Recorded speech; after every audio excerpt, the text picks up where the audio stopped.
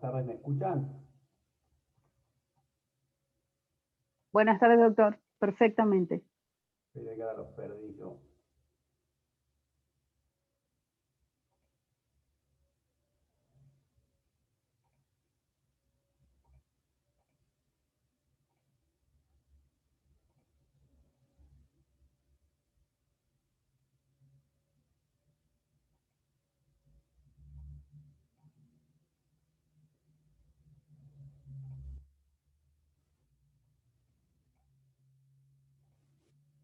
Ahí está, ahora los veo. Bien, a ver.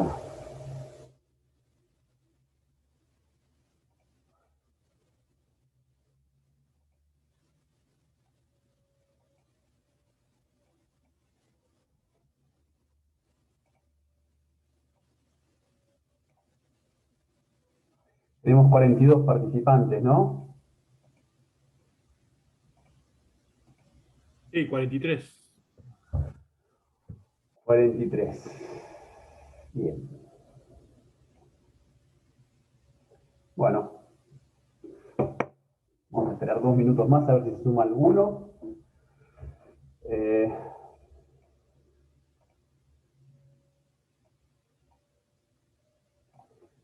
Ahí está. Sí, ya son 10 y 8. Vamos a empezar. El tema que nos convoca hoy para esta clase es la mora. Vamos a ver la mora del deudor, que es la situación que por lo general nosotros vemos más seguido, lo cual, no obstante lo cual vamos a después ver que existe y vamos a estudiar al final la mora del acreedor. Bien. ¿Ustedes me escuchan bien? Sí, se escucha bien. Sí, se escucha. Perfecto.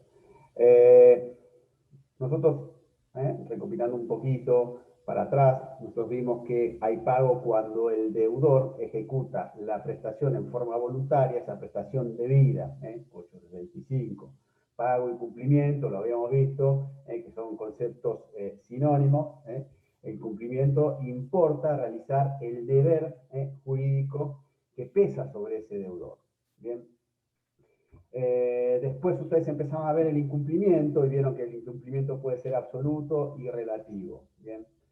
Recuerden, y aquí ya en lo que a nosotros nos interesa, que ese incumplimiento relativo a su vez puede ser por falta de ejecución de esa prestación, por una ejecución defectuosa de esa prestación y a su vez por una ejecución tardía de esa prestación. Bien. Este es el último supuesto de incumplimiento relativo, me refiero a la ejecución tardía como un presupuesto de incumplimiento relativo, que es donde vamos a ubicar la mora nosotros. ¿Bien?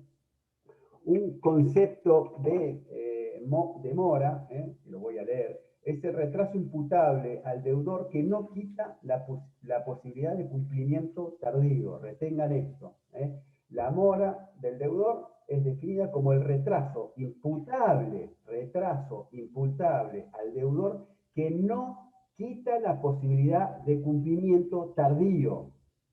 ¿Sí? Y esto es importante, que no quita la posibilidad de cumplimiento tardío. Bien. Una definición un poco más refinada, más acabada, más completa, de la cual nosotros después vamos a extraer los caracteres y los presupuestos de la mora, es la que se extrajo, la que se consensuó en las segundas jornadas provinciales de Derecho Civil en la ciudad de Mercedes en 1984. ¿Sí?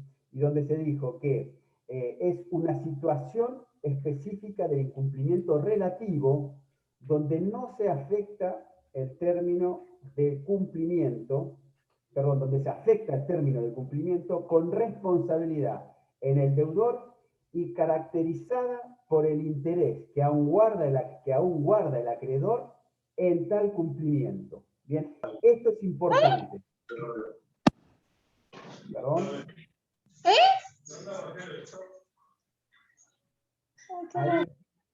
¿Alguien tiene el micrófono prendido y no escucho bien? ¿Seguimos? Bien. Es importante esto, es una situación específica de incumplimiento relativo en donde lo que se afecta es el término previsto para el cumplimiento de esa prestación, donde hay una responsabilidad de un deudor, pero que la característica fundamental es que el acreedor aún tiene interés, guarda el acreedor interés en obtener el cumplimiento de esa prestación. Por eso es que decimos que la mora se trata de una situación eminentemente dinámica y transitoria. Es transitoria porque va a concluir, como después vamos a ver, puede ser, por ejemplo, por cumplimiento tardío, por realización de ofertas reales de cumplimiento, o por renuncia del acreedor a los derechos que le confiere ese estado de mora en que colocó a su deudor o en el cual se colocó su deudor. O bien por un incumplimiento absoluto, sobrevenido en estado de esta mora de la obligación. Bien, estas cuestiones las vamos a ver al final. Bien, como dijimos recién, y esto ténganlo presente, cuando hablamos de mora, estamos parados frente al género de incumplimientos relativos, ¿sí? A diferencia del absoluto o definitivo, que tiene carácter irreversible, ya no se va a poder cumplir, se transforma esa obligación, vamos al susodicho, a la susodicha obligación de indemnizar, ¿bien? En esa diferencia de incumplimiento absoluto o definitivo que tiene carácter irreversible, en la mora, que es el supuesto que nosotros estamos, que es, presupone una prestación todavía exigible, pero retardada en su ejecución temporal por causas que van a ser imputables, porque son imputables, perdón, al deudor, pero donde, y esto es fundamental, todavía es posible y útil satisfacer el interés del acreedor. Bien, todavía en la mora, esto es importante que lo tengan presente, todavía es posible y útil satisfacer el interés del acreedor. Supongamos, después vamos a ver ejemplos y vamos a ir ubicando los ejemplos en los distintos tipos de obligaciones. Supongamos que tengo pactada una obligación para ser cumplida tal día, el 8 de diciembre a las 12 horas. Bien. Y supongamos que se presenta el acreedor 8 de diciembre a las 12 horas, no concurre, ¿sí? Por ejemplo, a traer, no sé, imagínense lo que sea, no sé, una docena de empanadas, 15 docenas de empanadas porque tengo un evento. ¿Bien? Pero resulta que el evento es a las 5 de la tarde. ¿Bien? Y no se presenta a las 12, pero se presenta a las 4. Bueno, ahí el acreedor, ¿sí? Todavía mantiene ese interés en obtener esa comida que había adquirido para ese evento, porque el evento es a las 5. Bien, ahí mantiene ese interés. Hay una mora, ¿sí? Hay una demora que se constituye en mora, pues podemos hacer los presupuestos, los requisitos, bien, pero todavía al acreedor le interesa el cumplimiento.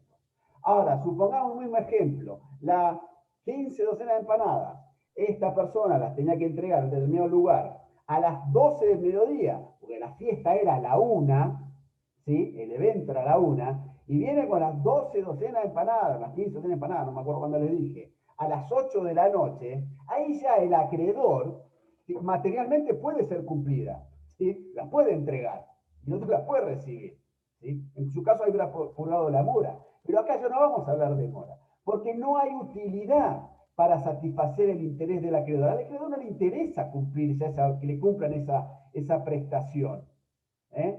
Pues la prestación que satisface el interés del acreedor. ¿Cuál era el interés del acreedor acá?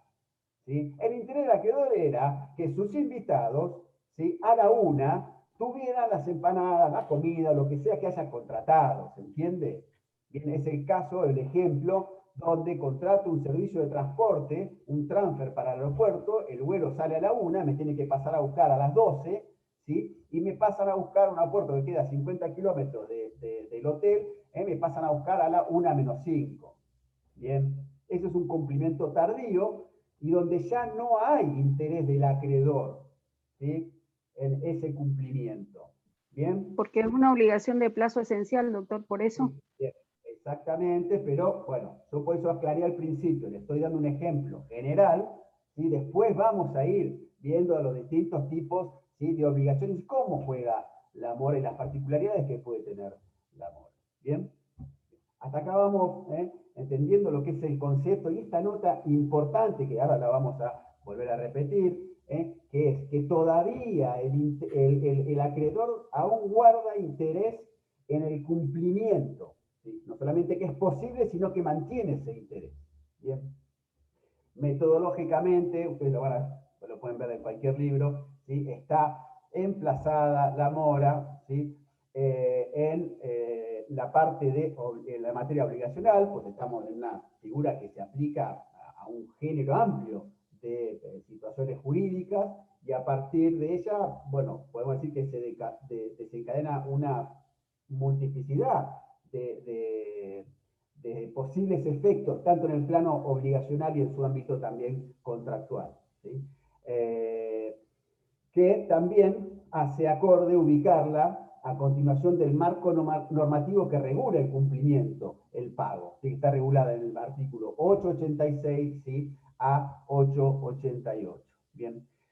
En cuanto a los presupuestos, ¿sí? De la mora, para que se configure la mora del deudor, es menester, es fundamental, la presencia de ciertos presupuestos que deben necesariamente existir con anterioridad a esta anormal situación, ¿sí? Esta situación de retraso y que condiciona la propia configuración. ¿Sí? Estos presupuestos, ¿sí? Son la existencia de un deber jurídico, la exigibilidad de esa prestación debida, ¿sí? La cooperación del acreedor y la posibilidad y utilidad, ¿sí? Del cumplimiento tardío. Volvemos acá sobre el mismo tema. ¿Sí? Vamos a analizar brevemente estos, ¿sí? Presupuestos. Tiene que haber una existencia de un deber jurídico específico, obviamente, derivado de una obligación en sentido estricto, 724 del Código Civil, que ustedes ya, civil y comercial, perdón, que ustedes ya vienen estudiando hasta ahora.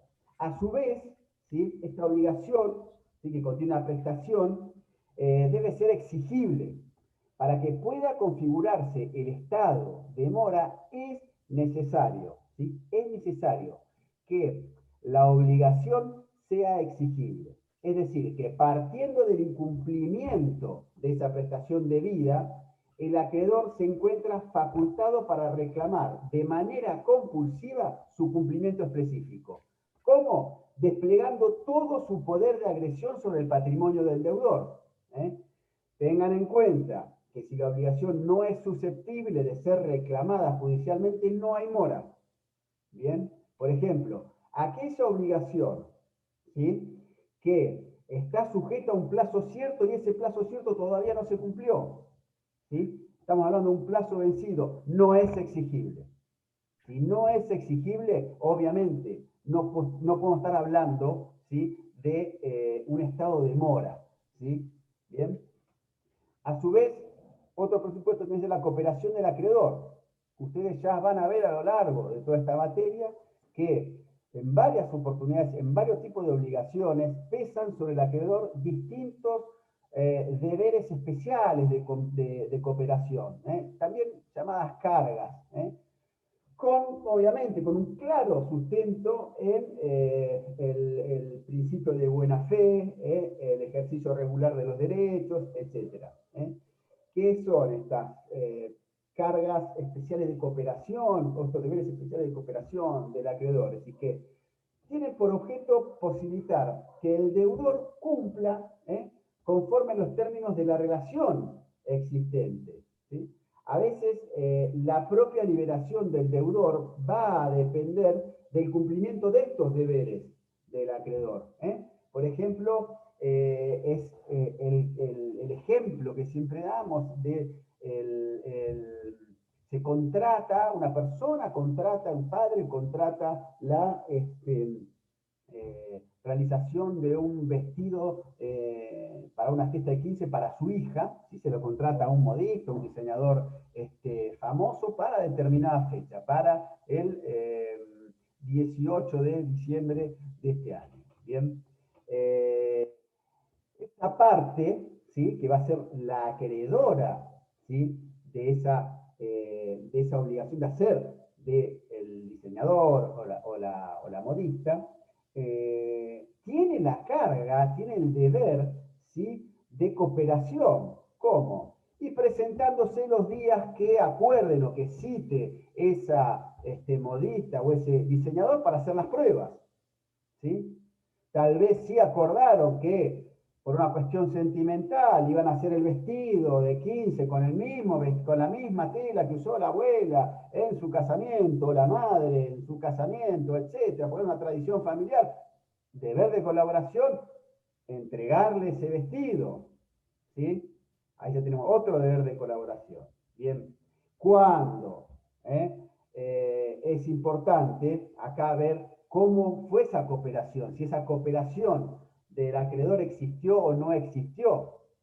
Si, por ejemplo, no se hicieron presentes, no le entregaron la tela o el vestido comprometida para hacer ese vestido, o no concurrieron a los días fijados para la prueba o ningún otro.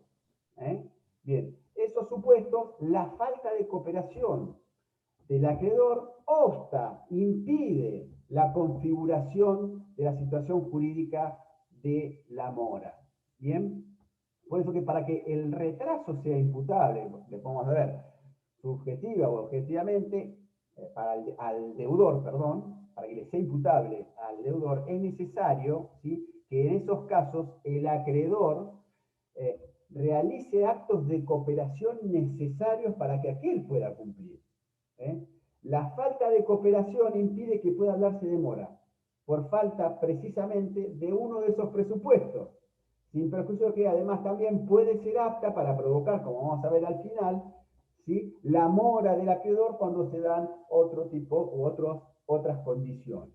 Bien, el ejemplo de una empresa agropecuaria contrata el mejoramiento de caminos internos del campo, porque tiene una manga que cargar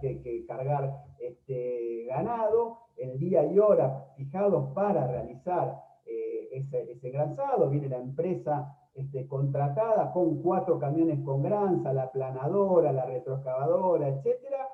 Llegan a las 8 de la mañana a la ruta 88, a la entrada de la estancia, y nadie les abre la puerta.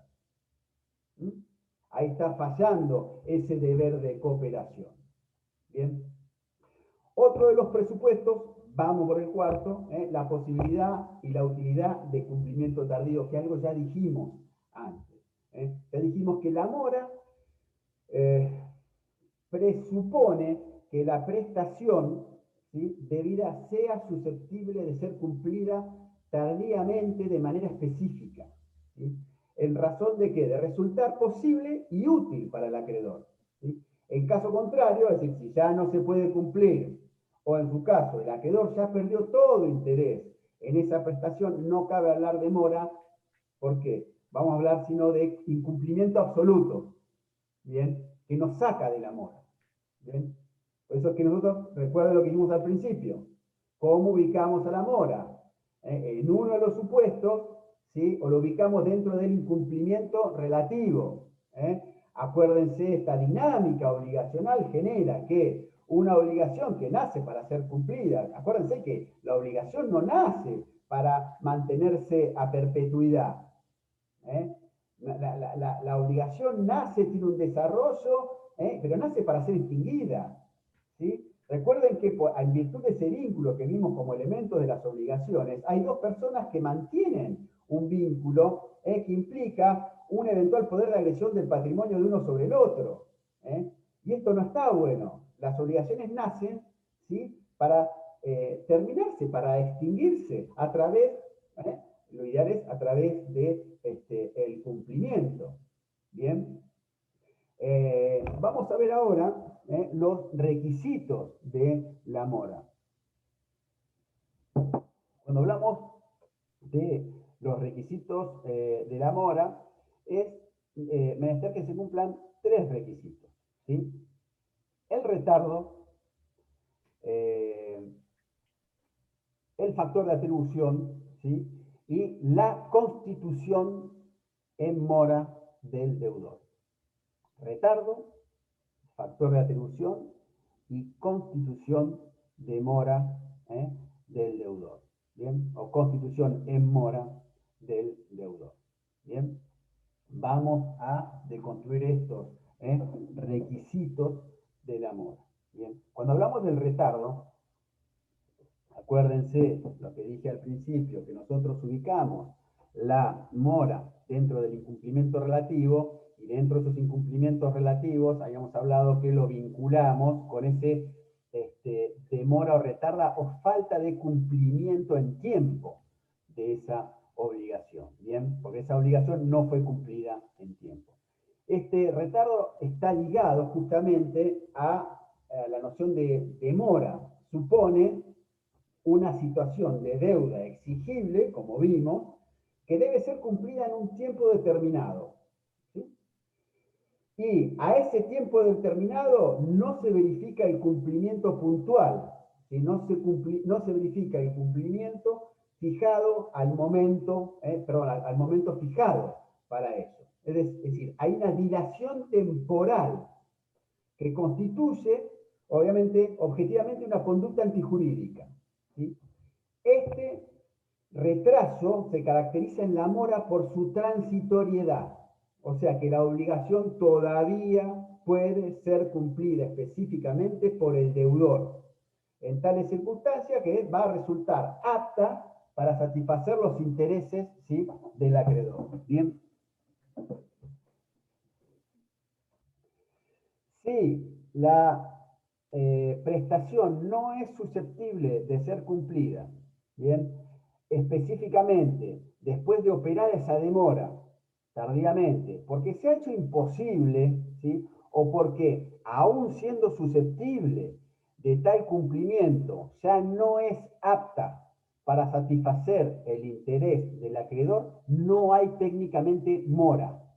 Pasamos a un incumplimiento absoluto y definitivo. ¿Bien? ¿Está? Recuerden, la mora lo que todavía, si lo que permite, habilita la mora es esa transitoriedad, la posibilidad de cumplir. ¿Bien?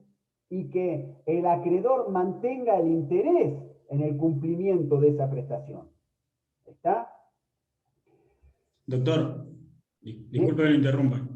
Esto, por más que le sea útil o no, es independientemente de eso. ¿Cómo? Si no le es útil. Rivas. Sí. A ver, Rivas, si no es útil, sí, no hay utilidad posible para el acreedor, ya no estamos hablando de mora. Okay. Ya pasamos de una situación transitoria a una definitiva, a un incumplimiento definitivo y absoluto, que tiene otra forma de solucionar. No voy a intentar el cumplimiento, ¿sí? Voy por la sustitución, ¿sí?, de los daños y perjuicios. Okay. Por su equivalente en dinero, por ejemplo, la contraprestación, bueno, después lo vamos a ver, más, evidentemente, los daños y perjuicios. ¿Está? Está bien, gracias. El ejemplo típico, ¿sí?, el ejemplo típico de los cambios de los que vimos al principio. Contrato una orquesta, es un ejemplo que van a encontrar en todos los libros. Contrato una orquesta para un casamiento que es a las 12 del mediodía. La novia está pactado que entra a 12:30. Quieren que le cante, no sé cuál la canción que usa ahora, cualquiera, elija. Tiene que tocar la banda, cantar una soprano ahí del coro a las 12:30 cuando entre la banda, y después tiene que tocar 3 horas durante la fiesta. Se equivocan de horario y vienen a las 12 de la noche, a las 12 del mediodía. No mantiene el interés del acreedor. No hay posibilidad de cumplimiento tardío ahí. No hay un incumplimiento relativo. El acreedor no tiene interés. Ya no le es útil, digamos. Exactamente. Bien. Bien, gracias. Ahí ya pasé al incumplimiento definitivo y absoluto, con otras consecuencias. Bien. No le voy a reclamar judicialmente el cumplimiento, le reclamaré otra cosa, pero no el cumplimiento. Por eso es que no hablamos de un incumplimiento relativo, ¿sí?, sino que profesor, ¿le puedo hacer una consulta? Pasamos al cumplimiento absoluto. Sí, sos Marcia Bota. Sí, consulta. Hace un cachito dijo que cuando la obligación, que podía pasar que no fuera exigible ¿Me puede aclarar eso? Que no me quedó claro cuándo no es exigible la obligación. Para que estemos, ¿sí?, parados frente a una situación de mora, es necesario, ¿sí?, como presupuesto, no estamos hablando de los requisitos de la mora, como presupuesto, ¿sí?, para después ver si se cumplen los requisitos de la mora, es que la prestación sea exigible. ¿Sí? ¿Qué quiere decir que sea exigible? Que pueda configurarse un estado de mora que es necesario, que partiendo de un incumplimiento de lo debido, el acreedor se encuentra facultado para reclamar. ¿Qué quiere decir esto? Que si yo tengo una obligación, ¿sí?, por ejemplo, que es exigible tal día, tal hora, ¿sí?, se tiene que cumplir. El 8 de diciembre a las 12 tiene que venir la banda, ¿sí?, a tocar. Yo se la puedo exigir que vengan, o resulta exigible que vengan el 1 de diciembre.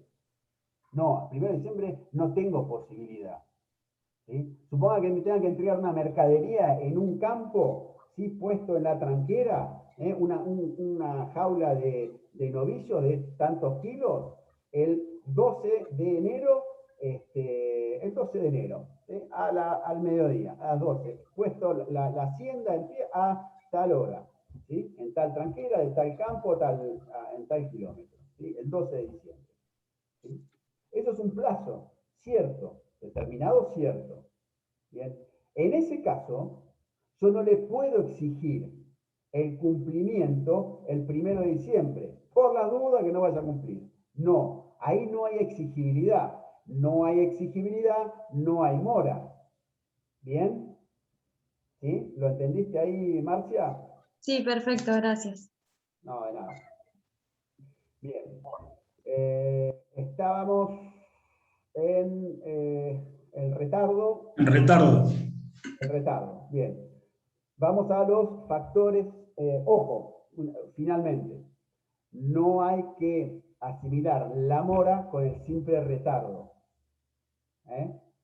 No hay mora sin retardo, ¿sí? Porque estamos hablando, dijimos que la mora es un estado de incumplimiento relativo, por no haber sido cumplida esa obligación en el tiempo acordado, pactado, debido, ¿sí?, para materializar, para concretar ese cumplimiento. Bien, ahora, si bien no hay mora sin retardo, puede haber retardo sin mora. Es decir, alguien que no cumple, pero que porque no se cumplen los restantes requisitos de la mora, o los distintos presupuestos de la mora, no hay mora. ¿Bien? ¿Sí? ¿Está? Y tienen efectos distintos. Vamos a ver ahora el segundo de los que les mencioné, el factor de atribución. ¿Sí? La mora requiere necesariamente de la presencia de un factor de atribución que califique el retardo material como moratorio y que le permite atribuir valorativamente, axiológicamente, las consecuencias que genera esa demora, esa mora, a una persona determinada. El retardo en este cumplimiento obligacional, en principio, hace presumir la imputabilidad, hasta que se alegue y pruebe prueba en contrario. ¿Cuál es el factor de atribución que debe estar presente para que se figure, para que se configure la mora del deudor? Y bueno, en un principio la doctrina en el régimen anterior no estaba de acuerdo, había una posición clásica ya hoy superada que hablaba del factor de atribución aplicable, es el subjetivo basado en la culpa. El retraso, ¿sí?, para que constituya mora, debe necesariamente ser imputable subjetivamente al deudor, subjetivamente de acuerdo a lo que ustedes vieron, factor de atribución, lo vieron brevemente, ¿sí?, factor de atribución, objetivo y subjetivo, es el fundamento del deber de resarcir. Es el fundamento del por qué la ley indica, ¿sí?, que tal o cual persona debe cargar, ¿sí?, con las consecuencias dañosas de una determinada situación. Bien, entonces, decían, el retraso no culpable no es mora. ¿Sí? Otra opinión, la que prevalecía, obviamente antes del Código Civil y Comercial, dice que bastaba con la presencia de un factor de atribución, sea subjetivo, mora subjetiva, o objetiva, mora objetiva, para que se configure la situación jurídica de mora. Lo cierto es que hoy, ya no hay duda, la mora puede ser objetiva en la mayor parte de los supuestos. ¿Qué quiere decir objetiva? Que prescindimos de toda noción de culpa o dolo, ¿sí? O subjetiva, también puede ser. Hay que distinguir según se trate de obligaciones de medio o de diligencia, ¿sí? O de resultado, de obligación de medio, de diligencia, aquellas que el deudor lo que asume es poner los medios necesarios, ¿sí? Por ejemplo, el médico que tiene que curar a un paciente en el quirófano no tiene una obligación de resultado de salvarle la vida, ¿sí? Tiene una obligación de medios, es que poner los medios, su arte, su profesión, su oficio, ¿sí? Para tratar de obtener un resultado, pero no garantiza ese resultado, ¿sí? Y después las obligaciones de resultados, o sea, llamadas de fines o de garantías. En las primeras, ¿sí? Las obligaciones de medios, el factor de imputación claramente es subjetivo y basado en la idea de culpa, ¿bien? En las obligaciones de resultado es objetivo, es con sustento en la idea calificada de un deber de garantía o en el riesgo creado según los casos. Cuestiones que vamos a ver más adelante cuando ahondemos en los factores de atribución, etc. ¿Bien? El tercer de los requisitos, y acá nos vamos a detener un poco más y se va a abrir un poco más el panorama, es la constitución en mora del deudor. Bien.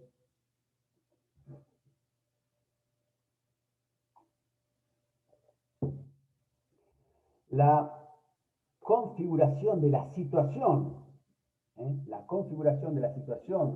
jurídica de mora del deudor requiere algo más que un retraso. Requiere algo más que un retraso imputable al deudor, que no quite esa posibilidad de cumplimiento tardío. Es preciso además que el deudor quede constituido en mora. Es fundamental, es preciso además que ese deudor quede constituido en mora. Dicha constitución en mora puede ser de dos maneras distintas, nada más. Por un acto del acreedor, que vamos a llamar interpelación o mora ex persona, es decir, en estos supuestos que podemos estudiar, la constitución en mora requiere de un acto del acreedor. Esto es lo que vamos a ver luego en detalle cuando veamos la interpelación. Bien.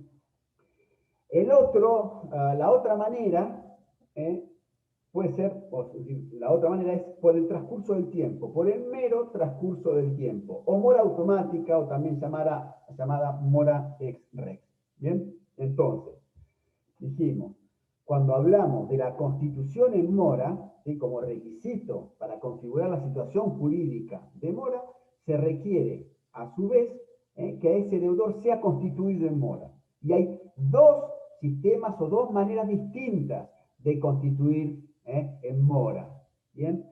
Por un acto del acreedor, interpelación, es decir, hay un acto de ese acreedor, en determinados supuestos, esa constitución en mora, lo que va a requerir es del acreedor, ¿sí? Algo más, un acto, que vamos a ver en un ratito con más detalle. Y bien, por otro lado, el otro sistema es por el mero transcurso del tiempo. Es lo que conocen ustedes, ya deben haber escuchado, y lo vamos a ver ahora, mora automática o mora ex res. No hay otro sistema, dice Pizarro, no hay otro sistema de constitución en mora. Bien, brevemente, para no demorarnos en esto, lo tienen en cualquier libro, la constitución en mora originalmente en el Código de Vélez, en el Código de Vélez, la interpelación, es decir, la constitución en mora por un acto del acreedor, era el principio general en el Código de Vélez, ¿sí? Luego este principio general fue morigerado, es decir, fue cambiado por la reforma que sufrió el Código de Vélez en la ley 17711 en 1968, en esa reforma, en 509, lo que se hace es la mora por interpelación, ¿sí? Mantiene un sistema residual, mantiene un valor residual, ¿sí? Y se pasa a la mora automática con una mayor preponderancia. Y este fenómeno, que después vamos a ver, de regla mora automática, cuestiones residuales, mora por interpelación, se potenció, se exaltó en el Código Civil y Comercial. ¿Bien? Ojo, una cosa, una aclaración. La interpelación no es lo mismo que la constitución en mora, ¿sí? La interpelación es una vía para constituir en mora. Y ni siquiera la más importante, como ahora vamos a ver. Tal vez era la más importante en el Código Original de Vélez. Ya dejó de serlo en el 68 con la reforma del 17711, ¿sí? Y hoy menos. Bien, entonces la interpelación no es lo mismo que la constitución en mora. La interpelación es una vía de constituir en mora. Bien, la mayoría de las veces la constitución en mora opera sin intervención alguna del acreedor, por el solo transcurso del tiempo, es decir, automáticamente. Es, como dicen algunos, es el tiempo el que interpela en lugar del hombre en la mora automática, o como decían, son los días del almanaque que se van cayendo que interpelan al hombre. ¿Bien? Existe entre constitución en mora e interpelación una clara relación de género-especie. Mientras la constitución en mora se alude a las distintas formas por las que el deudor puede caer en mora, ¿sí? Con la interpelación se designa una de aquellas formas en particular para constituir en mora, que es la que se concreta mediante una actuación del acreedor, interpelación. ¿Sí? Pero dijimos, es una de aquellas formas, no la única, no la más importante. ¿Bien? Vamos a ver ahora qué es la interpelación y qué requisitos debe cumplir la interpelación.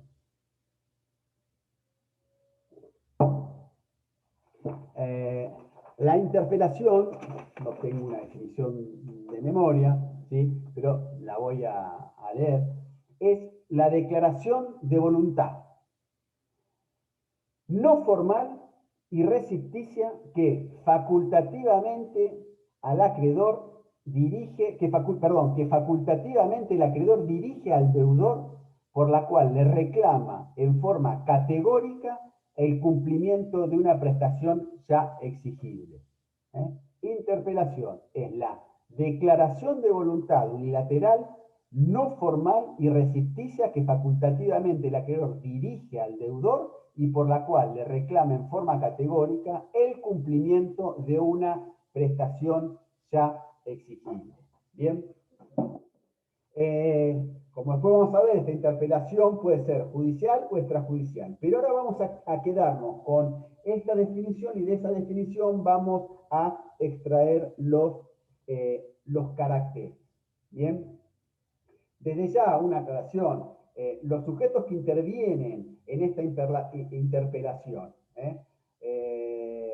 teniendo en cuenta que la naturaleza jurídica de la interpelación se trata de un verdadero acto jurídico. Algunos decían que era un hecho jurídico, otros no hacían referencia a un verdadero acto jurídico. Lo cierto es que hay consenso en que la naturaleza jurídica de la interpelación es un verdadero acto jurídico en los cuales intervienen en la interpelación. Como sujeto activo de ese acto es el acreedor, ¿sí? Es el acreedor el que va a interpelar. ¿Cómo lo va a hacer? Lo vamos a ver, pero también lo puede hacer personalmente o por representante, legal o convencional. Ojo, también la persona designada para recibir el pago puede hacer esa interpelación. Y el sujeto pasivo, ¿quién es el sujeto pasivo? ¿A quién va dirigida esa interpelación? Es el deudor. ¿Bien? ¿Qué caracteres tiene? Profesor. Que vamos a extraer. Profesor, ¿Sí? No disculpe, usted dijo que es no formal. Exactamente. ¿Por qué no formal? Ahora lo vamos a ver cuando analicemos los caracteres. ¿Sí? Bien, No nos adelantemos. ¿Quién me lo dijo? ¿Carolina? No. ¿Quién me lo preguntó? Carolina. Carolina Beltrán. Carolina, ahora lo vamos a ver, cuando Bien. empecemos a ver los caracteres. Entonces, los caracteres que extraemos de esta definición es que es potestativa, ¿sí? Unilateral, recepticia, no formal, y tiene que tener una exigencia categórica de cumplimiento. Ahora sí, Carolina, vamos a analizar cada uno de estos, dentro de los cuales está ese carácter de no formal. ¿Qué quiere decir que es potestativa? Que el acreedor está facultado para interpelar, mas no está obligado o compelido a hacerlo. El acreedor puede decidir o no interpelar en función de su interés y su ejercicio o no, decide interpelar, no decide interpelar, no perjudica su derecho al crédito. Lo colocará al deudor en tal o cual situación, ¿sí? Pero no partimos, pero digamos, vamos a partir siempre de una obligación exigible, ¿bien? Y eso no se perjudica por la falta de esa interpelación, ¿bien? ¿Sí? Es potestativa. ¿Qué quiere decir? El acreedor lo puede hacer o no lo puede hacer. Puede interpelar o no puede interpelarlo en función de su interés, ¿bien? ¿Qué quiere decir que es unilateral? Que, si bien hablé que dos sujetos, ¿sí? Acreedor, sujeto pasivo, acreedor, sujeto pasivo, ¿sí? Deudor, no deja de ser un acto unilateral. ¿Por qué? Porque se perfecciona con la sola voluntad del acreedor que emite esa declaración. No se requiere, ¿sí? para configurar una interpelación, no se requiere el concurso, presten atención con esto, de la voluntad del deudor. De la voluntad del deudor. Bien, después no es lo mismo que analicemos con el siguiente carácter, que es recepticia. ¿Por qué recepticia? Acá sí vamos a necesitar al deudor, pero no la voluntad del deudor. Y no es que los dos se tienen que poner de acuerdo, una confluencia de voluntades para hacer esa interpelación. No.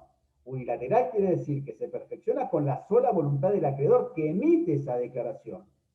Emite esa declaración, sin la concurrencia de la voluntad del deudor. Ahora, como es recepticia, que es la otra característica, es una declaración, quiere decir que recepticia, que está destinada, por definición, a ser conocida por su destinatario, que es el deudor. No importa la voluntad del deudor. Por eso que dijimos que es unilateral. Pero sí es necesaria una declaración recepticia de voluntad que está destinada a ser conocida por ese destinatario, que está destinada a ser conocida por ese deudor, que es su destinatario. Y va a producir efectos solo en la medida y a partir del momento en que llega a conocimiento efectivo de ese deudor.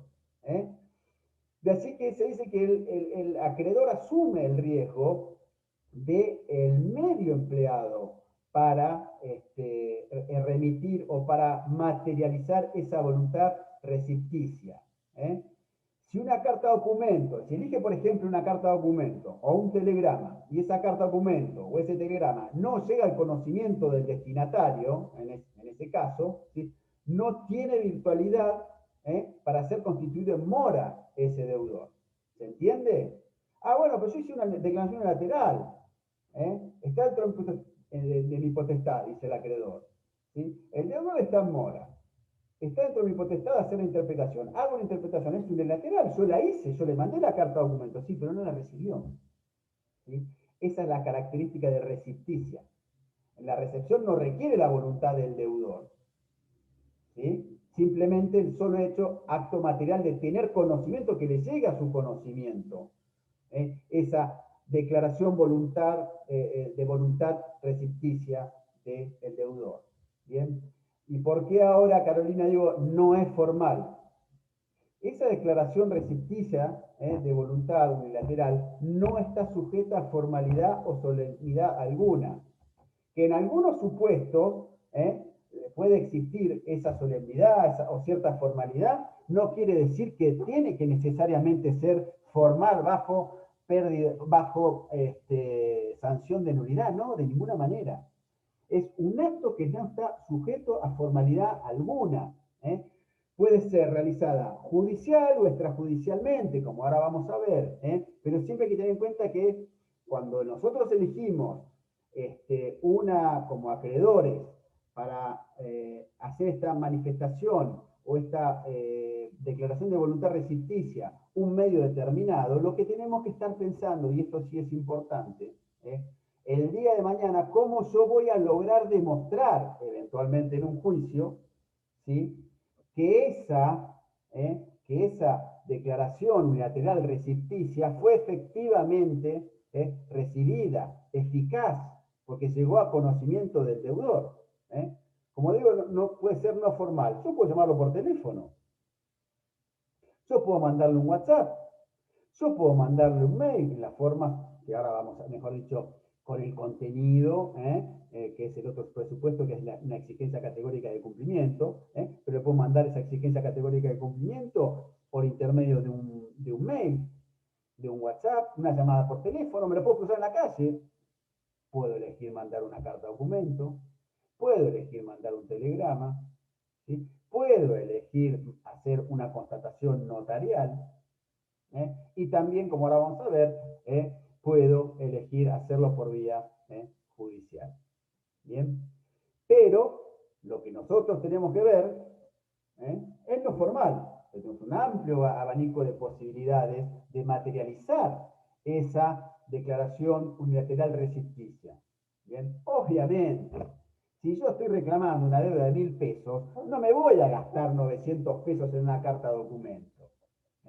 Si yo tengo en juego una mora donde tengo a cobrar porque mi deudor no me está incumpliendo en el plazo fijado, o no hay un plazo, error, no hay un plazo fijado, pero yo tengo que interpelar para constituirlo en mora, y tengo en juego 1.000.000 de pesos, y seguramente voy a ir por la más onerosa, que va a ser la actuación notarial. Bien, entonces hay que ver qué riesgo decide asumir el acreedor el día de mañana para poder demostrar la mora, si es que en algún momento tiene que demostrar que constituyó en mora a su deudor, por los efectos que podemos saber, básicamente, en el ejemplo que les di, por el cómputo de los intereses, ¿sí? O no, puede asumir un riesgo de decir, bueno, yo después lo probaré por testigos, una pericia informática que puede fallar, etc. ¿Bien?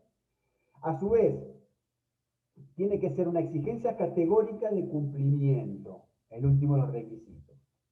¿Qué es esto de una exigencia categórica de cumplimiento? Tiene que contener una manifestación categórica, clara, inequívoca y coercitiva de un reclamo concreto de cumplimiento que le hace el acreedor a ese deudor, para que ese deudor cumpla esa deuda.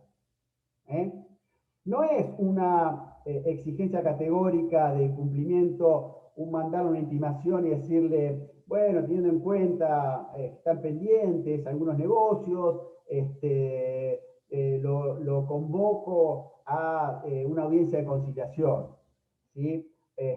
O buscar una alternativa para solucionar este problema que es común, o este incumplimiento así genérico. No.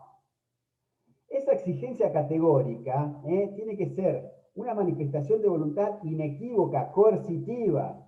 Cumpla usted con tal obligación, le doy un plazo de 15 días en tal lugar, con esta obligación, pagar X cantidad de dinero, entregar X cantidad de dinero en domicilio tal, en razón de tal negocio, o sea, todo circunstanciado y requerirle categóricamente un cumplimiento, no una invitación a negociar.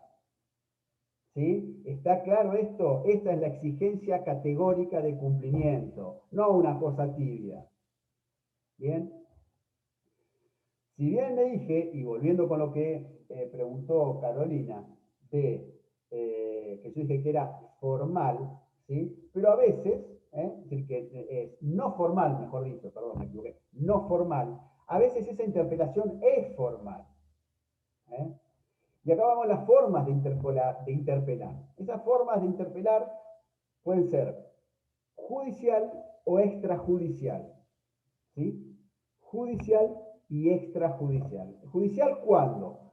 Cuando se requiere el aparato jurisdiccional del Estado para hacer esa interpelación. ¿Para una interpelación sola? No. Por lo general se hace esa intimación en el marco de un proceso judicial. Es decir, un acto procesal destinado a provocar un fin directo e inmediato en el proceso. ¿Cuál es? Por ejemplo, la demanda. Hice una demanda de cobro de pesos. ¿Sí? Que implica el reclamo del cumplimiento de esa prestación en forma inequívoca. Cuando le dan traslado al deudor y va el oficial notificador, que es una de las formas de interpelación más formales que ustedes puedan encontrar, va el oficial notificador, le golpea la puerta, le entrega la cédula en mano, ¿sí? Ese es una forma de interpelar judicialmente y que es formal. Es formal, ¿por qué? Y bueno, porque está regulada esa notificación de la demanda por una serie de requisitos que establece el Código Procesal Civil y Comercial de la localidad, acordadas de la Corte, etc. Y es lo mismo en un juicio ejecutivo. Bien, me presento al juez con un juicio ejecutivo, con un título que trae aparejada ejecución, da nacimiento a un juicio ejecutivo, no hay traslado de la demanda técnicamente, sino que el derecho de defensa se materializa a través de una orden de intimación de pago, ¿sí? Que se materializa a través de un mandamiento de intimación de pago y embargo que no hace un oficial notificador, sino que hace un oficial de justicia, ¿sí? Pero que tiene los mismos efectos que el ejemplo que vimos anteriormente. Bien, acá la mayoría de la doctrina dice, ojo, esa interpelación vale, más allá que tiene un efecto desde el punto de vista procesal como integración de la litis. Bien, y dicen, si ese acto procesal de anoticiamiento, es decir, notificación de demanda, intimación de pago, es nulo, el requerimiento, ¿sí? esa interpelación, esa declaración de voluntad recepticia, es válida y la interpelación está cumplida y la mora está configurada.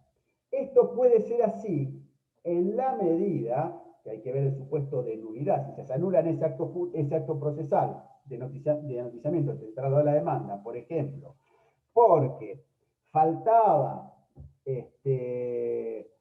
consignar un dato o no estaba, estaba mal transcripto un proveído, etc.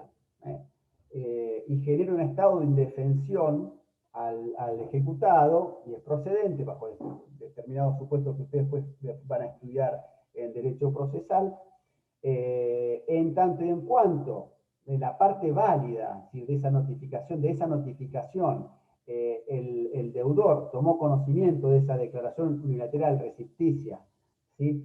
De cumplimiento, de una exigencia de cumplimiento categórico, va a valer como interpelación. Ahora, si la nulidad se funda en que me violaron el derecho de defensa al ejecutado o al deudor, porque lo notificaron en un domicilio distinto donde él no vivía y no tuvo conocimiento de ese acto procesal, en ese supuesto, esa nulidad de esa notificación no va a tener un efecto, ¿sí? De constituir en mora.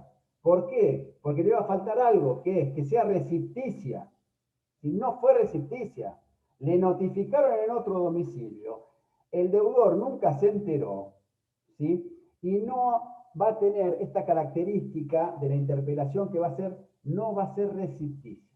¿Bien? Esto le digo para que lo tengan en cuenta, que no hay que hacer soluciones absolutas y tajantes, que en algunas las van a ver en los libros, lo he visto en varios autores que van a ver, cuando se declara nulidad de esa notificación, vale igualmente como interpelación. Ojo, vale en la medida que esa característica de recepticia, y se den las demás, ¿sí? Obviamente, esté presente en el caso. ¿Bien?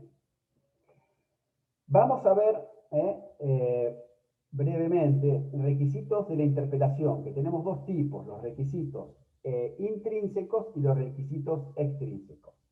Los requisitos intrínsecos es este reclamo categórico que les decía recién, que no es una invitación a cumplir. Che, mira, ¿por qué no me cumplís? Te invito a que cumplas, o dejemos estas diferencias y cumplir.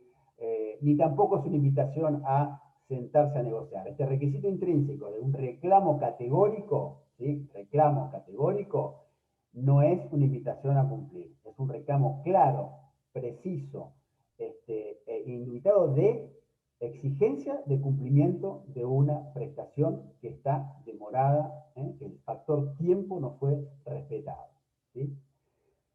El otro es que haya un requerimiento apropiado en cuanto a su objeto, modo y tiempo. El requerimiento debe estar claramente referido a la obligación que yo trato que sea cumplida como acreedor. No le puedo decir un requerimiento genérico, que cumplime en el plazo de tal día. No es que te estoy invitando, te estoy intimando, te estoy requiriendo, te estoy exigiendo, te estoy componiendo que cumpla. No, el deudor tiene que saber qué quiere que cumpla. Bien, tiene que haber esa obligación, esa prestación que va a satisfacer el interés de ese acreedor, tiene que estar bien identificada en cuanto a su objeto, también en cuanto al modo, debe estar ajustada a la modalidad de cumplimiento, pactada o tal vez subsidiariamente la dispuesta por la ley. También en cuanto al tiempo, tiene que ser efectuada después de que esa prestación sea exigible. También en cuanto al lugar, ¿por qué? En principio es el domicilio del deudor. También lo pueden haber pactado en otro lugar, convencionalmente fijado, pero es válido ese requerimiento, el lugar de requerimiento, en cualquier lugar que se realice, siempre y cuando llegue a un conocimiento efectivo del deudor. Supongamos que habían fijado un domicilio contractual para todo tipo de comunicaciones entre acreedor y deudor derivados de eventuales incumplimientos de las obligaciones que emergían de un contrato, que como vimos es la causa fuente de las obligaciones, y en particular en el ejemplo que les estoy dando. Bien, ¿dónde tendría que haber remitido esa declaración unilateral recepticia de cumplimiento, de exigencia de cumplimiento? En ese domicilio convencional, pactado. Ahora, se lo mandé al domicilio de la madre, porque sé que está viviendo ahí. Se lo mandé al domicilio laboral y él efectivamente toma conocimiento de eso. En ese supuesto, ¿sí? Esa declaración de recepticia de voluntad es válida. Bien. Y también esa declaración de recepticia de voluntad que contiene esa exigencia de cumplimiento tiene que ser de cumplimiento factible. No lo es si tengo en cuenta la naturaleza de la obligación, le otorgo un plazo excesivamente breve para cumplir.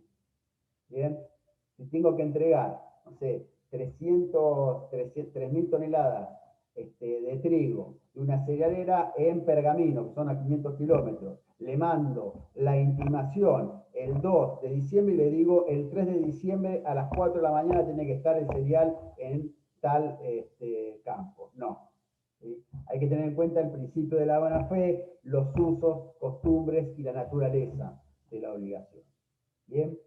En cuanto a estos requisitos extrínsecos, acá volvemos sobre algo que vimos anteriormente, es la cooperación del acreedor. Bien.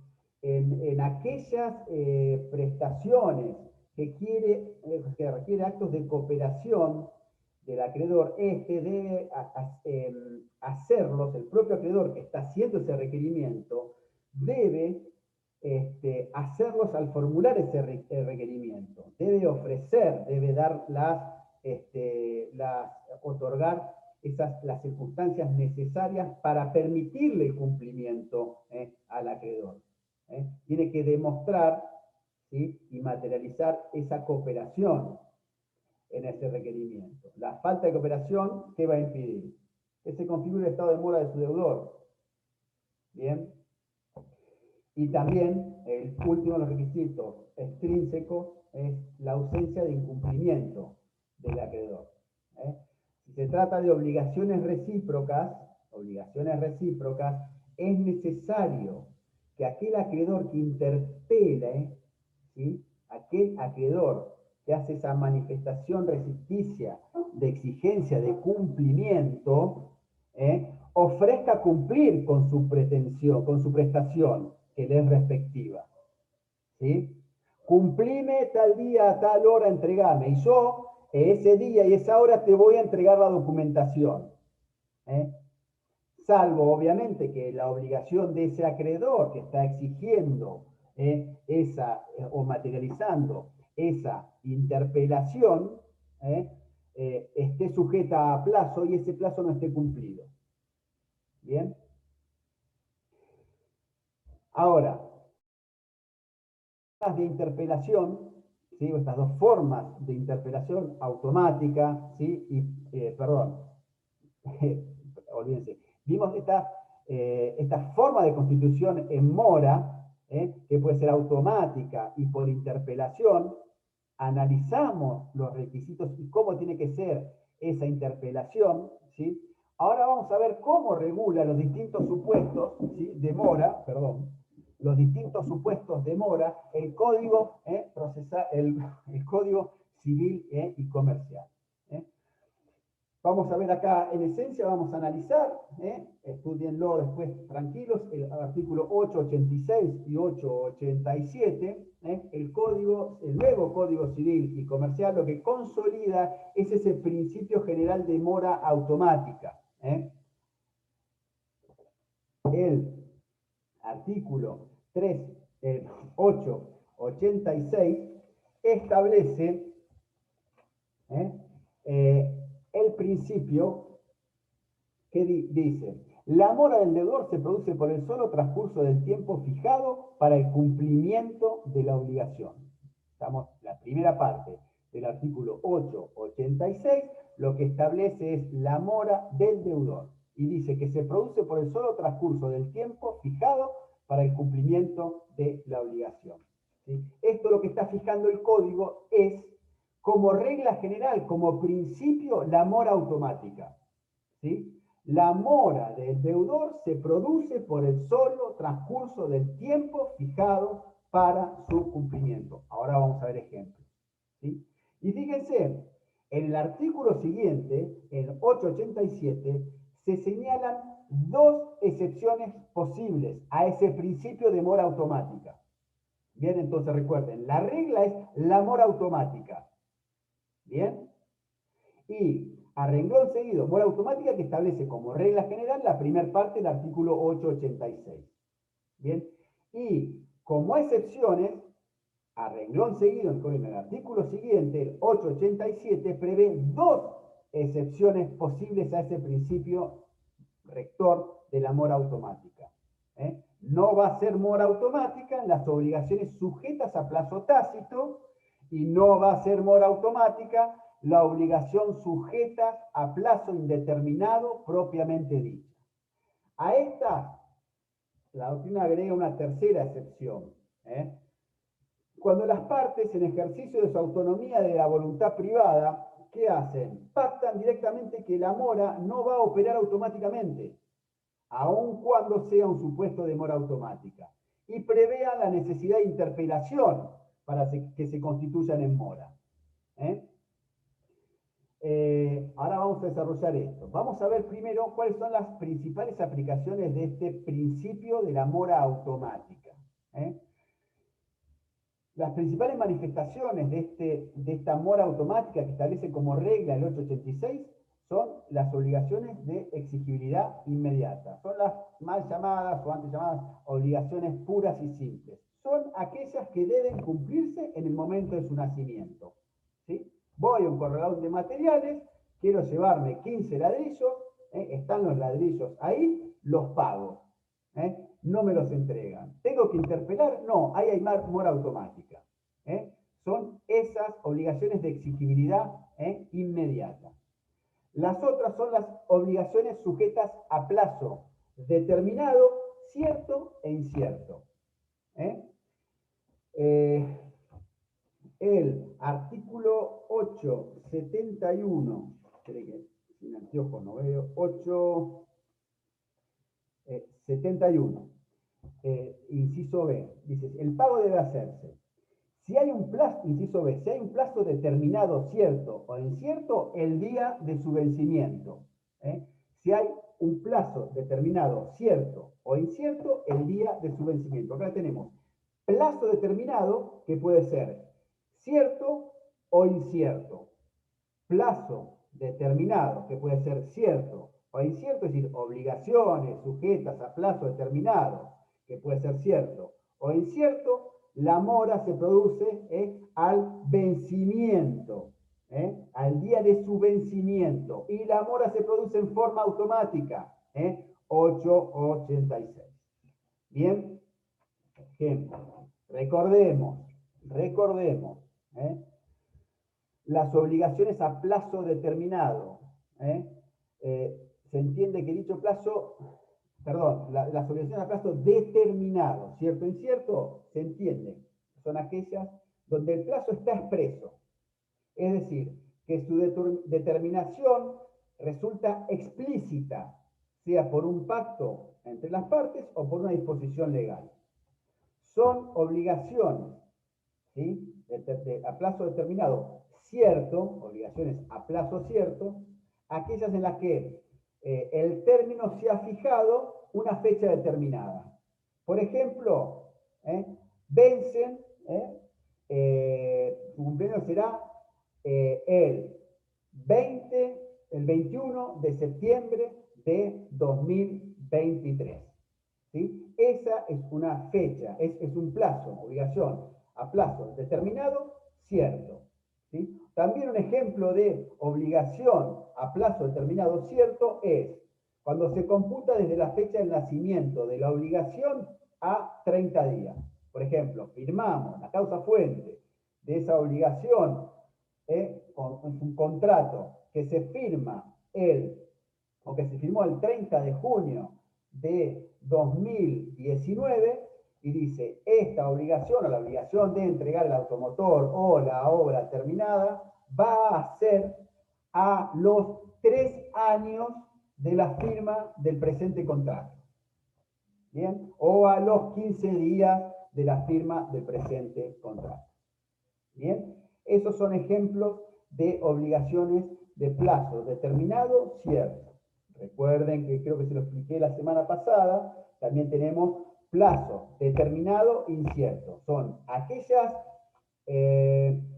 obligaciones que su cumplimiento está referida a un hecho futuro necesario, que no se sabe cuándo va a existir, pero que necesariamente va a ocurrir. ¿Sí? Las partes sujetan el cumplimiento de esa obligación a un hecho futuro necesario,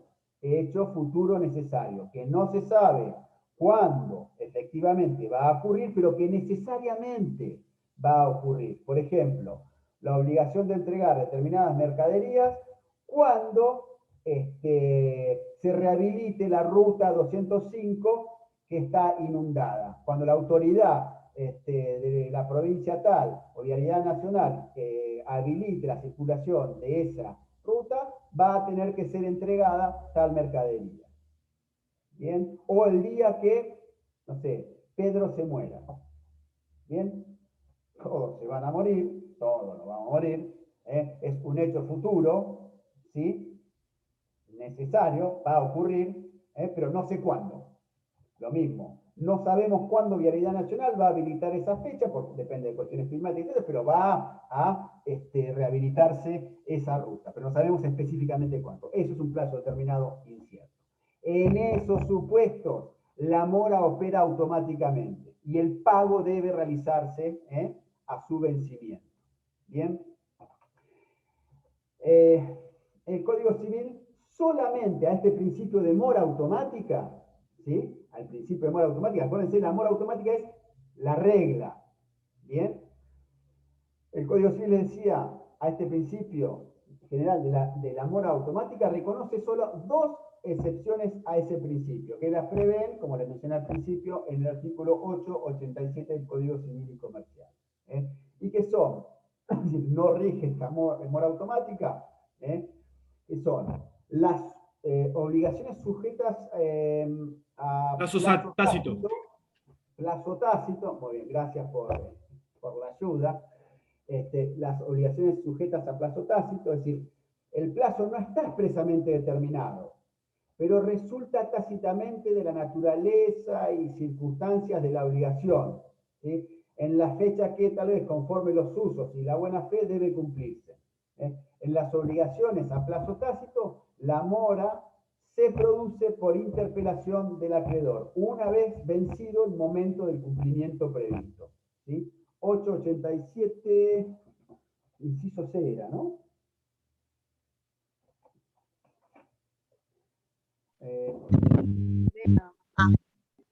Me perdí, espere, 887, no, 877. Acá, perdón, 871. Que el plazo es tácito en el tiempo que, según las naturalezas y circunstancias de la obligación, deba cumplirse. ¿Sí? Ese caso no hay mora automática. ¿Sí?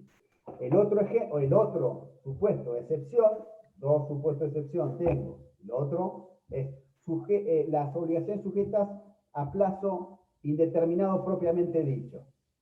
Si no hay plazo, el juez acá, a pedido de parte, lo debe fijar mediante el procedimiento más breve que prevea la ley local.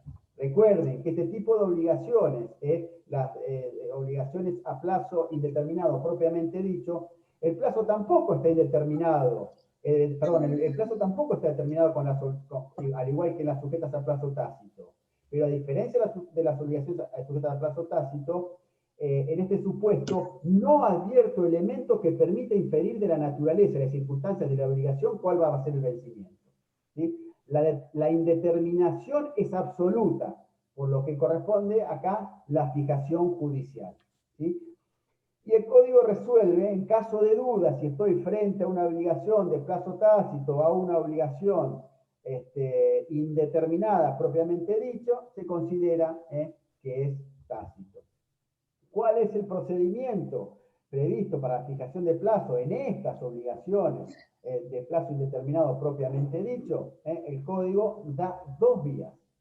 ¿Sí? Dos vías. La primera es una vía que le reconoce a ambas partes. Recuerden así como el acreedor quiere satisfacer su interés a través de que el deudor le cumpla la prestación debida y comprometida, ese plan futuro de prestación futura, de conducta futura que va a satisfacer su interés, también el deudor quiere desobligarse. Acá no tenemos que ver en el deudor en que cuanto menos cumpla o cuanto más pueda zafar para cumplir, no. Acá lo que tenemos que ver, siempre manejando en el campo de la buena fe, es que el deudor también tiene un interés, un derecho a exigir su liberación, pagando. ¿Cómo? Pagando. Bien, entonces, la primera posibilidad, es decir, en las obligaciones de plazo indeterminado propiamente dicho, donde no tenemos absolutamente nada, hay una indeterminación absoluta de cuándo ese deudor tiene que cumplir, si no es exigible todavía, ambas partes, tanto acreedor como deudor, son quienes pueden indistintamente solicitarle al juez que fije un plazo para su cumplimiento de esa obligación, como por el procedimiento sumario o procedimiento más sumario que prevea la legislación local. Una vez fijado, ¿sí? Una vez fijado ese plazo por el juez, estaremos frente a un supuesto de plazo determinado cierto. Las partes fueron al juez, acreedor o deudor. Señor juez, mire, tenemos esta obligación. Yo quiero cumplir. Fíjeme el plazo. El juez lo fija, esa resolución queda firme. A partir de ahí, ya estoy parado frente, porque va a fijar un plazo el juez, ya voy a estar parado frente a una obligación, ¿sí?, de plazo cierto, determinado, donde a su vencimiento la mora se va a producir automáticamente. Se trata acá de una sentencia meramente declarativa, por lo que en caso de mora, el acreedor, es decir, supóngase que el juez fija ese plazo, el deudor no cumple, ¿sí? ¿Qué tiene que hacer el acreedor? El acreedor tendrá que promover una acción judicial de cobro o de satisfacción para satisfacer su interés. Bien. La segunda opción es otorgada exclusivamente al acreedor, que combina la primera con la de cumplimiento, es decir, combina la petición al juez de fijarle un plazo para el cumplimiento y a su vez acumula la pretensión de cumplimiento. Es lo que en proceso se llama acumulación sucesiva de pretensiones, ¿sí? El acreedor es el único que puede hacer esto, ¿sí? ¿Por qué? Porque el deudor no puede reclamar el cumplimiento. El deudor solamente puede reclamarle al juez, pedir que fije el plazo. El deudor puede pedir que fije el plazo. Ahora, el acreedor puede pedir las dos cosas: que fije el plazo para cumplir y que además lo condene a cumplir en caso de incumplimiento. ¿Bien? ¿Sí? ¿Me siguen hasta acá? Entonces, hay una acción declarativa de fijación de plazos a la cual, ¿sí?, se le adosa, se le acumula una pretensión, ¿sí?, de obtener una condena. Obviamente que evitamos dos juicios, tenemos dos pretensiones en un mismo proceso, hay una economía procesal.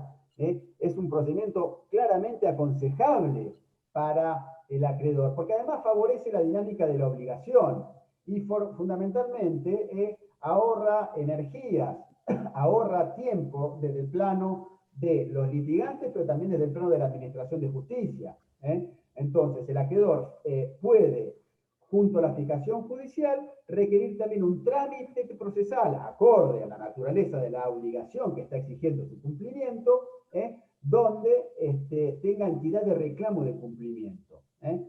Obviamente, acá ¿qué va a pasar? Va a pesar en cabeza del acreedor la prueba de la existencia de esa obligación, la existencia y la entidad de su reclamo. Y evidentemente, como en todo proceso de conocimiento, el deudor acá va a poder resistir esa pretensión invocando causas o circunstancias eximientes que va a tener que probar. Una vez en la sentencia, después ¿qué va a hacer? Va a fijar un plazo de cumplimiento y al mismo tiempo va a condenar al deudor a cumplir en dicha fecha. ¿Bien? Profe, ¿podría dar un ejemplo? Un ejemplo. Tengo, ¿sí?, una obligación de entregar determinada mercadería y no tengo en la causa fuente no tengo las circunstancias de acuerdo a la naturaleza de esa obligación que me permitan a mí inferir cuál es el plazo de ese cumplimiento. Las partes no fijaron cuándo es el cumplimiento de entregar X mercadería, ¿sí? O a un carpintero, una persona le encarga una mesa, por ejemplo.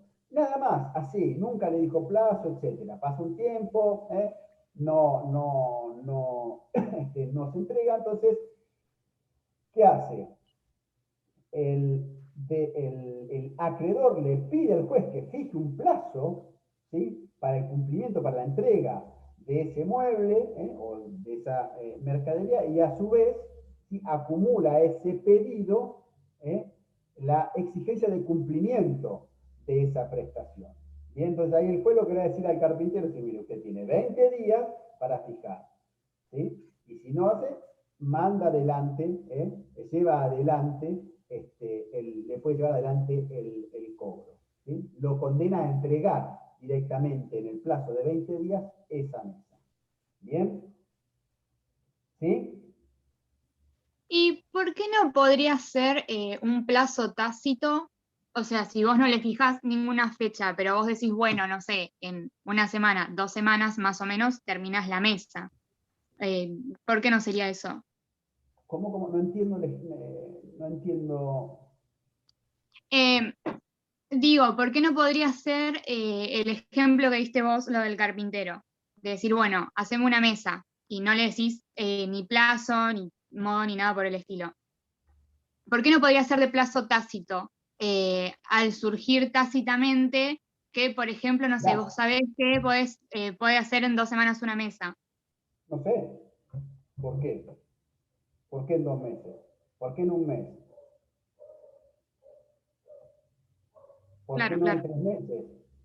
Supongamos que es, de acuerdo a circunstancias, tiempo, modo y lugar, es un carpintero tapado de trabajo y yo le encargué una mesa con una madera específica que no se consigue rápidamente. O fíjate que lo que planteás vos es una zona gris. A punto tal, fíjate, si prestaste atención a lo que dijimos antes, que en caso de duda, ¿cómo dije que lo resuelve el código? Tácitamente. Exactamente.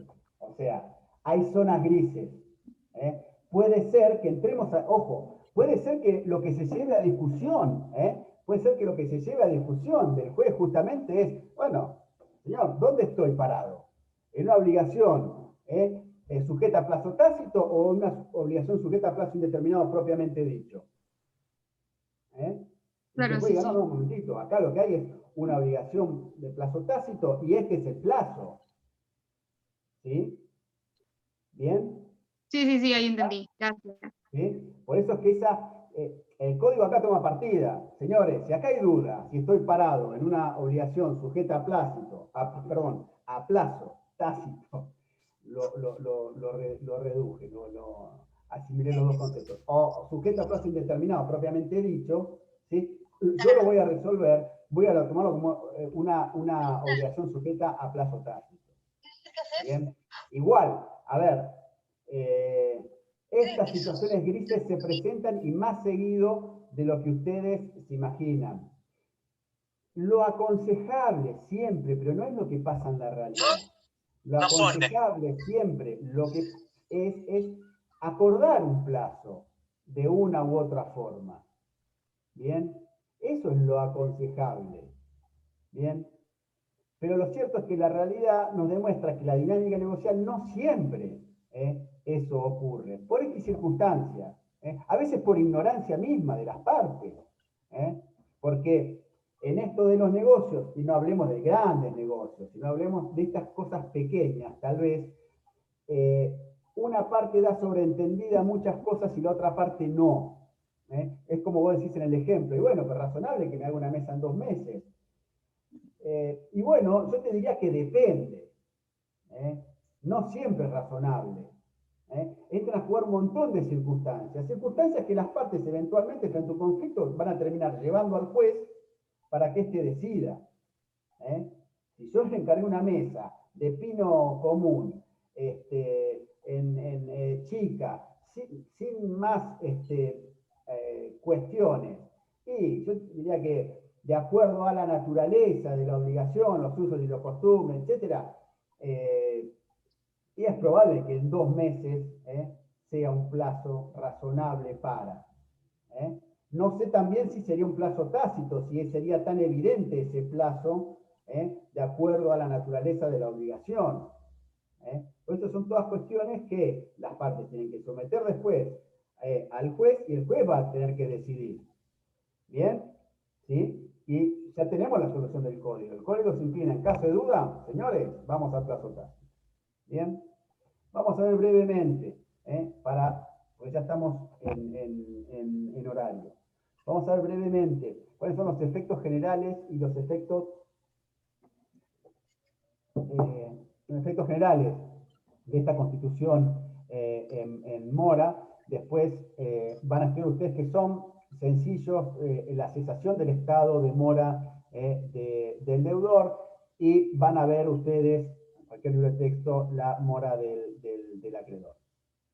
Como efectos, para ser un poco más rápido, como efectos generales los efectos generales que genera la mora es que permite pretender la ejecución forzada en forma específica. Si recuerden acá que el acreedor mantiene ese interés, ¿sí? Y esa mora le va a permitir, ¿sí?, entrar a jugar con ese plexo de posibilidades que tiene el acreedor, que le da el 730. Léanlo ustedes, el 730, que es pretender la ejecución forzada en forma específica, hacer ejecutar esa prestación por otro a costa del deudor, en la medida que esto sea posible. Recuerden que no siempre, en algunos supuestos yo no voy a poder hacer ejecutar la prestación por otro a costa del deudor. En aquellas obligaciones de título personales donde yo contraté un cuadro, un pintor famoso para que haga un retrato familiar y no lo voy a hacer a costa de otro. Yo lo contraté a él.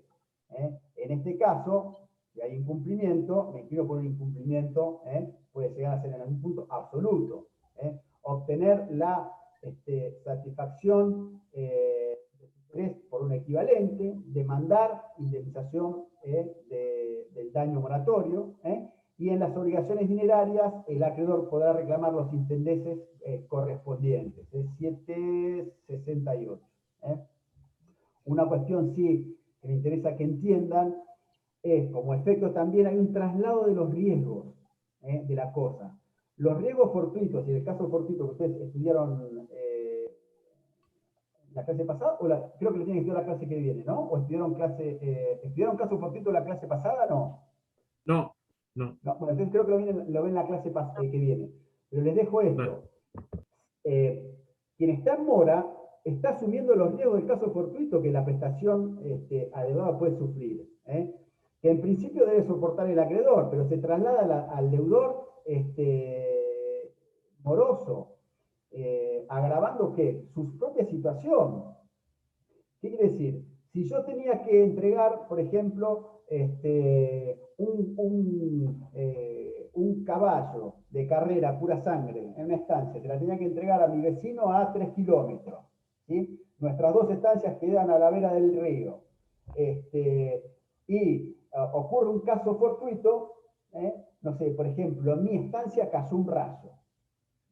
Y la cosa se perdió, pero me perjudicó a mí como deudor.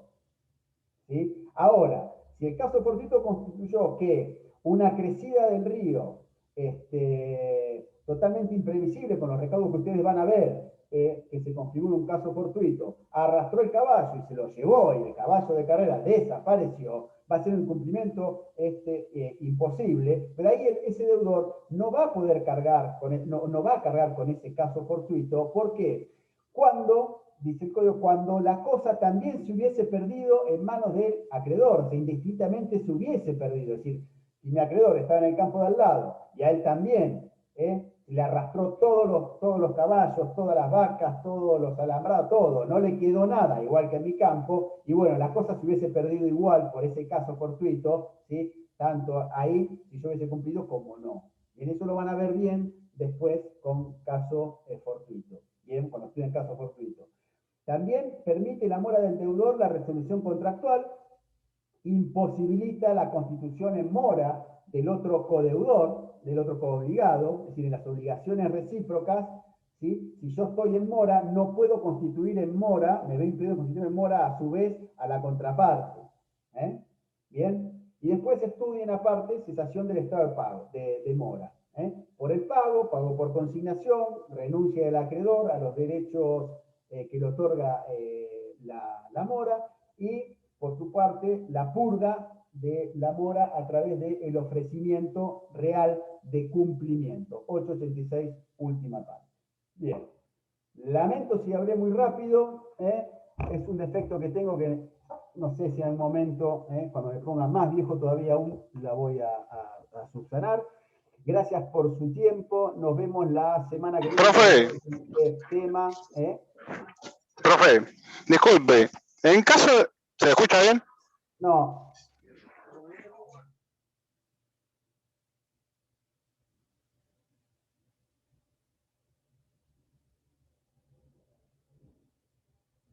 Bueno. O sea, ¿demora es válida? No escuché nada.